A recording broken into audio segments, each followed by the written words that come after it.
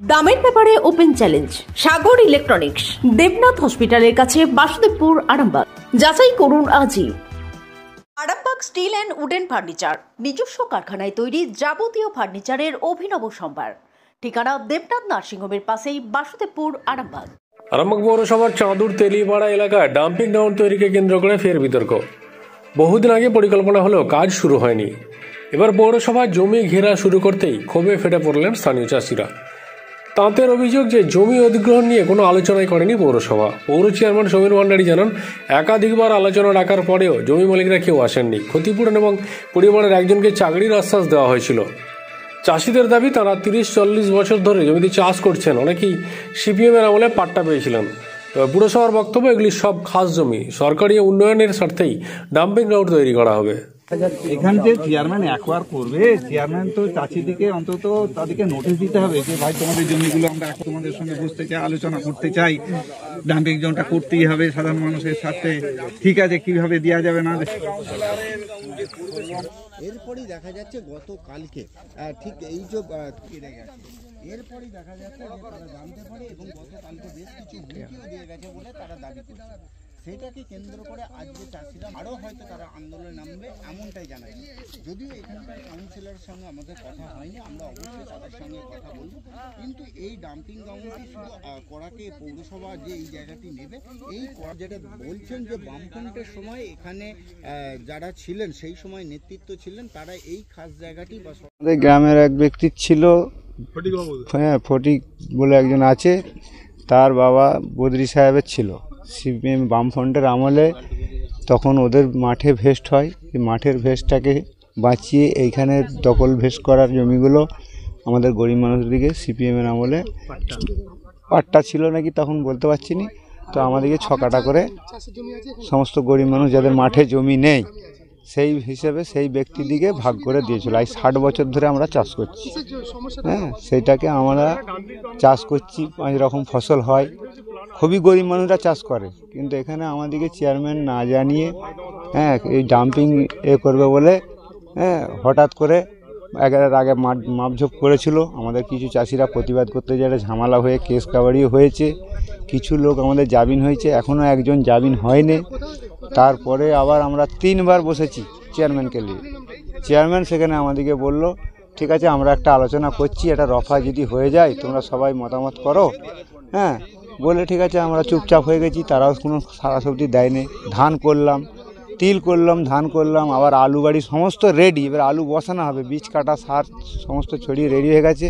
হঠাৎ কালকে 12টার পর এসে এখানকার কাউন্সিলর আমাদের 8 নম্বর ওয়ার্ডের 3টে ওয়ার্ড থেকে লোকজন নিয়ে এসে ফুটো গেড়ে দিয়ে মাপজোপ করে দিয়ে গেছে, বিঘা আষ্টে ঘিরেছে আমাদেরকে কিছু না জানিয়ে। চেয়ারম্যানও কোনো নোটিশ দেয়নি, কাউন্সিলরও কোনো কিছু জানায়নি, এই পর্যন্ত হয়ে আছে। আমরা তার জন্যই বলছি আমরা জমি ছাড়বো না, আমাদেরকে না জানিয়ে কেন এই জিনিসটা করলো। আমার বাড়ি হচ্ছে কাঁটাবনি 8 নম্বর ওয়ার্ড। এই জমির কি কোনো দলিল আছে? না, আমাদের কাছে কোনো দলিল নাই। আমাদেরকে বামফ্রন্টের আমলে ভেস্টের জমি, পাট্টা আমাদের নেই, না পাট্টা আমাদের নেই, আমাদের কিছু কাগজপাতি কিছু নাই এর দেওয়া হয়েছে এবং সেই এই সব জমিগুলো সব আটছাড়া হয়ে গেছে। কিছু গরিব চাষি একদম মানে কেউ কাটছে, কারো কাটা হয়ে গেছে, বসাবে আর জায়গাটা আমরা দিতে চাই। এই অবস্থা আমরা কাজ পাবো, আমরা কাজ পাবো। এমনি এই ডাম্পিং লাইনে আমরা যাবো, এই মানুষরা এখন কি করবে কোনো আলোচনা হয়নি। তারপরে বাকি লোকগুলো করেছে, আমরা চাইনি যাই আমাদের আলোচনা ভেস্ট হয়েছিল সিপিএমের আমলে, সেই ভেস্ট জমিটাকে ওনারা সেই মতো অবস্থায় সাধারণ মানুষ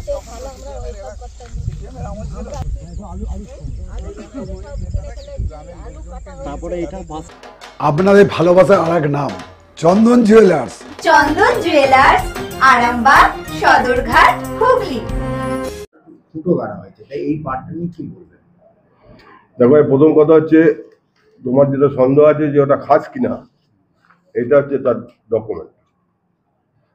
বেলারও দিচ্ছে, আমরা অ্যাপ্লিকেশন করেছিলাম, বেলারও তার উত্তর দিয়েছে যেখানে সব খাস। এবার শুধু আমাদের বলছে যে খাস জমি, সেখানে গভর্নমেন্ট প্রোগ্রাম হবে, তো কি আছে? আর তোমরা তো ওদের সঙ্গে কথা বলেছো, আমি তো ওদের সঙ্গে কথা বলেছি, মিটিং করেছি যে তোমাদের টাকা দেবো, তোমাদের ঘর পিছু একটা করে চাকরি দেবো। তারপর ওরা আবার কি দাবি করে বল? বন্ধ করে বসিনি, এই ঘরের মধ্যে সবাইকে নিয়ে বসেছি। ওরা অনেক কিছু দাবি করতে পারে, কিন্তু আমার দাবি হচ্ছে যে একটা সরকারি প্রজেক্ট কতদিন আটকে থাকবে, যেটা ওই স্থানীয় মানুষরা, এই যে কাউন্সিলরগুলো ওখানে গিয়েছিল, তা তো ওদের চাপে গেছে।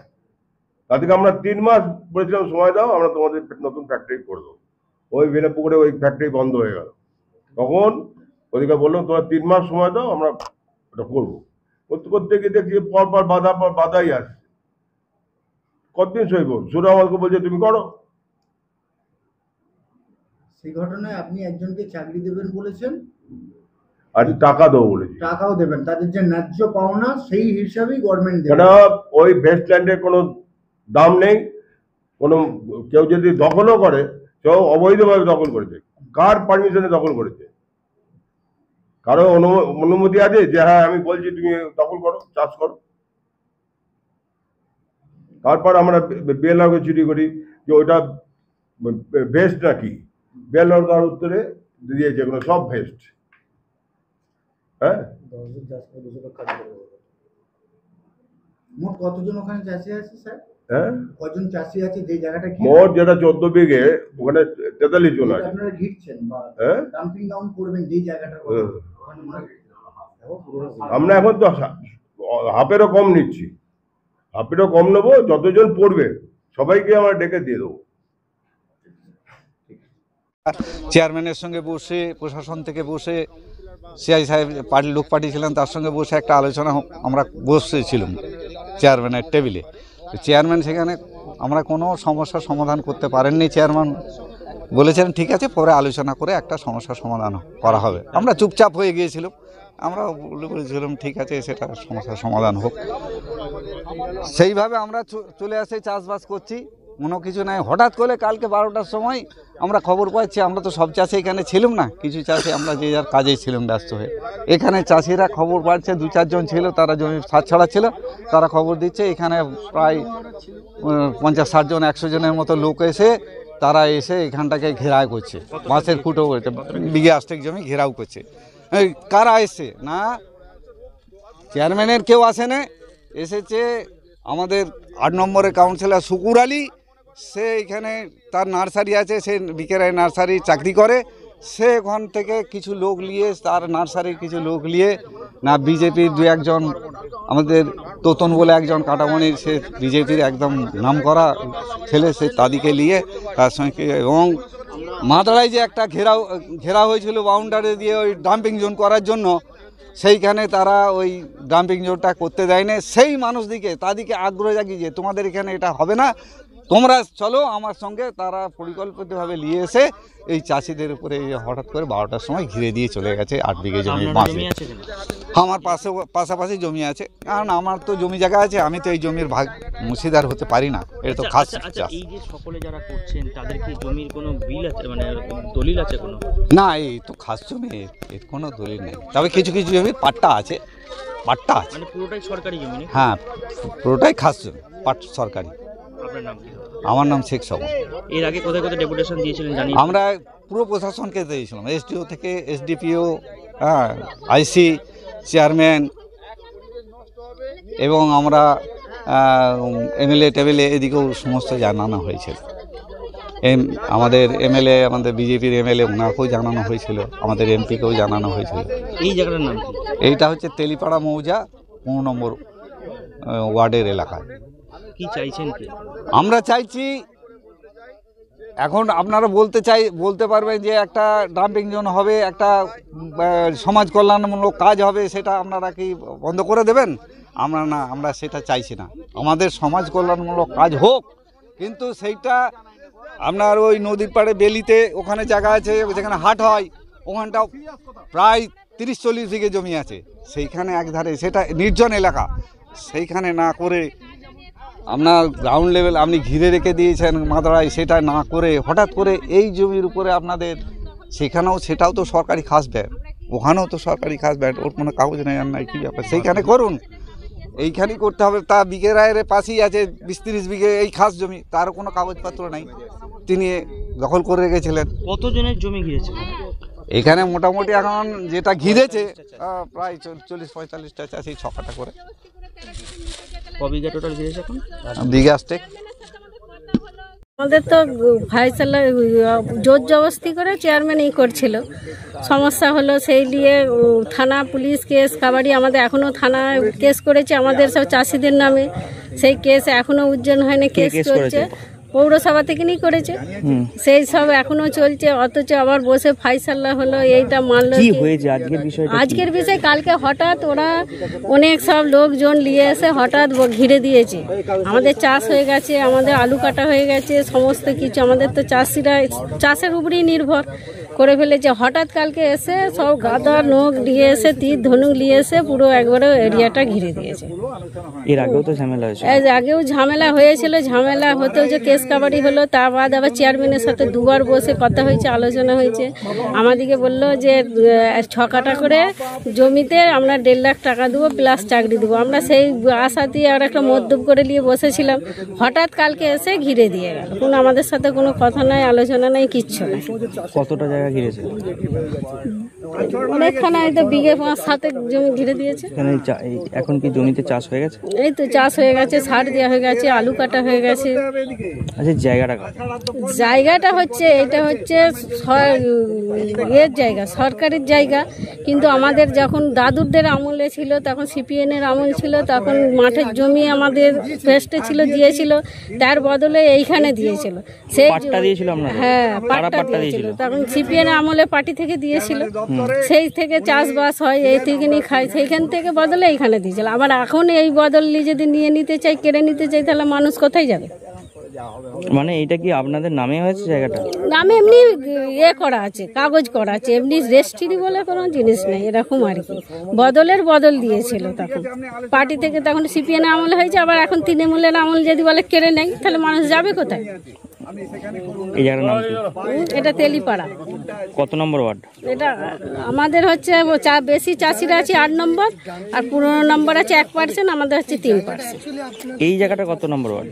এই জায়গাটা হচ্ছে 15 নম্বর। আপনার নাম কি? আমার নাম রেহানা বেগম। ডক্টর অজয় শাস্ত্রীকে অনেক ধন্যবাদ। যে ছেলেকে আগে বকেও পড়ানো যেত না, সে আজ নিজে থেকেই পড়াশোনা করছে। ডক্টর অজয় শাস্ত্রীকে অনেক ধন্যবাদ। আজ শুধুমাত্র ওনার জন্যই আমার ডুবন্ত ব্যবসা আবার নতুন করে সফলতার স্বাদ পেল। আমাদের একমাত্র মেয়ের বিয়ে হচ্ছিল না, কিন্তু আজ সে সুখের সংসার করছে। ধন্যবাদ ডক্টর অজয় শাস্ত্রীকে। এনাদের মতো যদি আপনারাও জীবনে সুখের পরশ পেতে চান, তাহলে আজই স্ক্রিনে দেওয়া নম্বরে কল করে যোগাযোগ করুন ডক্টর অজয় শাস্ত্রীর সঙ্গে। জীবনের কঠিন মুহূর্তে আপনাকে সঠিক পথে পরিচালিত করবেন আন্তর্জাতিক খ্যাতিসম্পন্ন স্বর্ণপদক ও স্বর্ণ মুকুট প্রাপ্ত ডক্টর অজয় শাস্ত্রী।